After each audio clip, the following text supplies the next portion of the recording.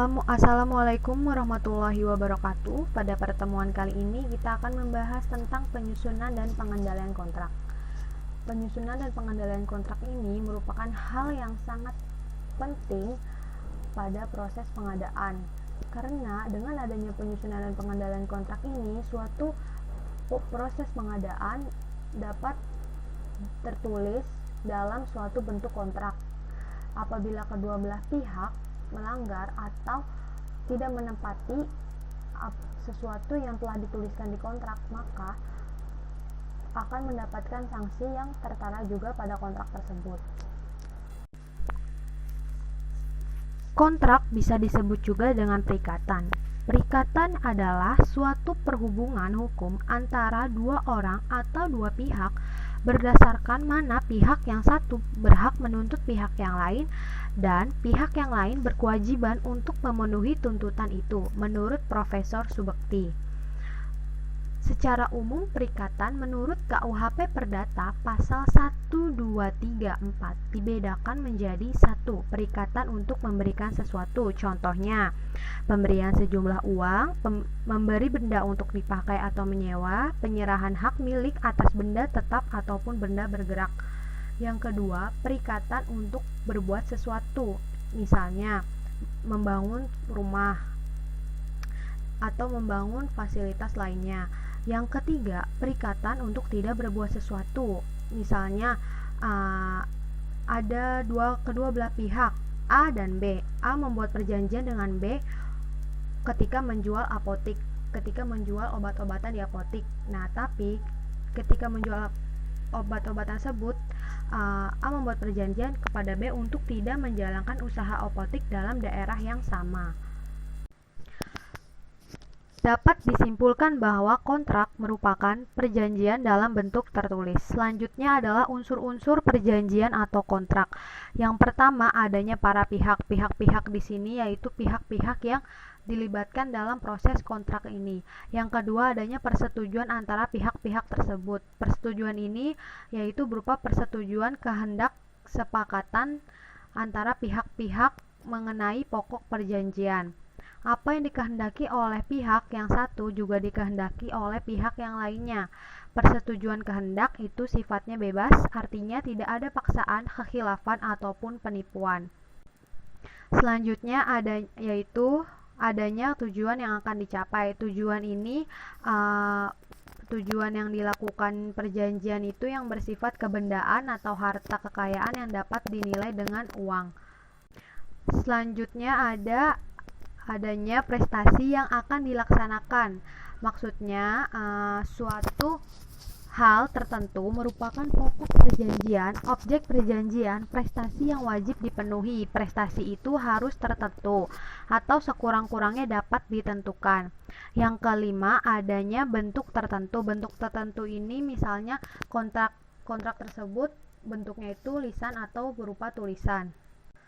Yang terakhir, adanya syarat-syarat tertentu. Biasanya syarat-syarat perjanjian ini yaitu yang memenuhi syarat yang telah ditentukan oleh undang-undang sehingga oleh hukum itu legal.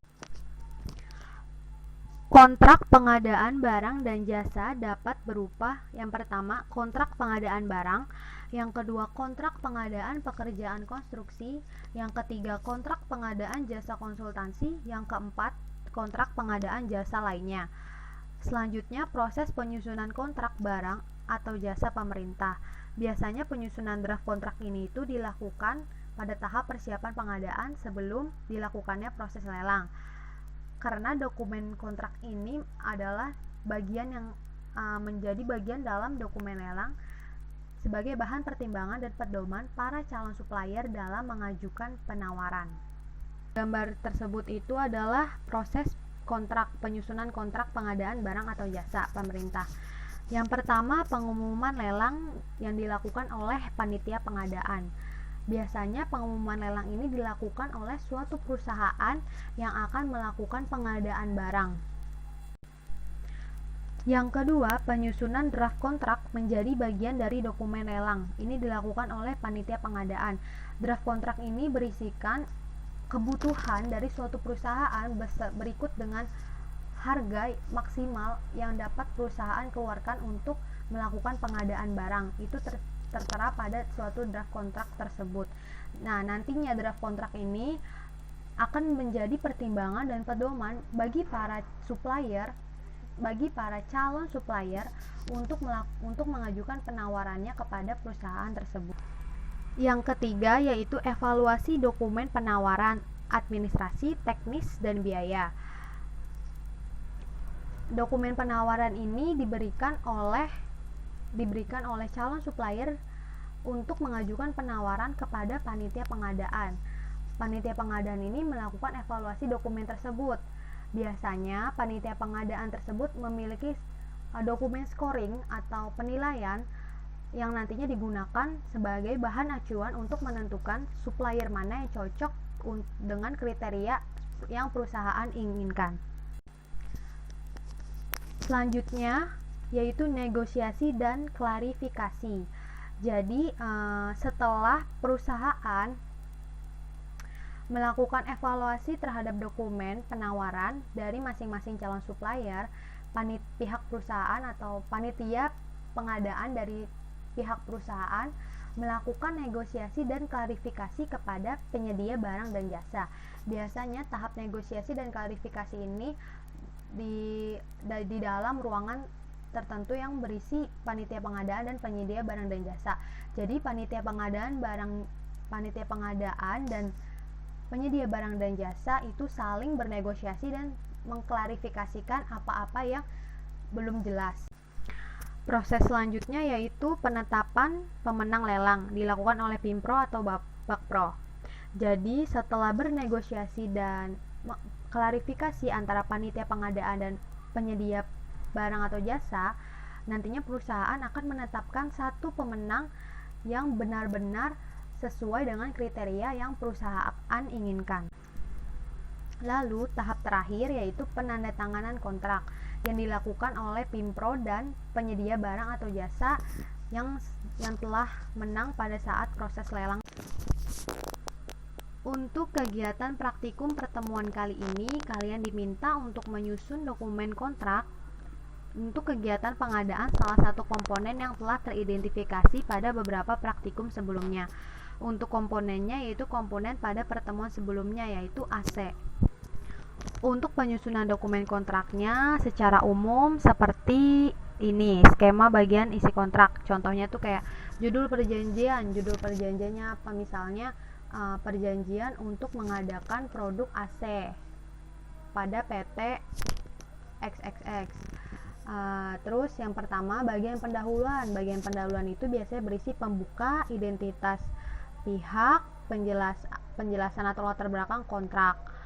Nah, yang kedua bagian isi ini berisi klausul definisi, transaksi, ketentuan yang sifatnya spesifik, dan ketentuan yang sifatnya umum. Nah, untuk bagian penutup itu diisikan dengan kata penutup dan tanda tangan antara kedua belah pihak. Nah, yang lampiran ini yaitu dokumen permintaan penawaran, spesifikasi teknis.